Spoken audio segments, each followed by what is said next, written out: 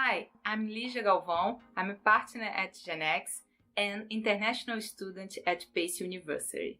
Hi, I'm Cristiano Galvão, partner at GENECSIS and founder of Excel Turbo.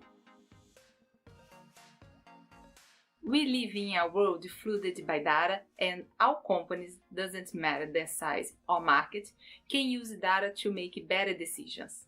We have been working on devices to collect several kinds of real-time data inside the companies. Using firstly a board like this and then evolving to something really small like this, we can read several kinds of data like temperature, humidity, distance, and movement from any kind of environment where we put this device. By using an array of devices, we can send lots of data to the cloud and then read and analyze it in the palm of the hand just using a smartphone.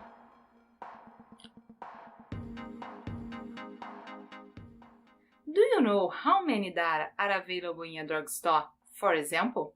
Small stores, department stores, industries, restaurants, movie theaters, and even farms can get benefit from real-time data to detect how many customers, employees, vehicles, or products are located around. Later, the companies can use this data to analyze seasonality and then make predictions using our cloud-based software.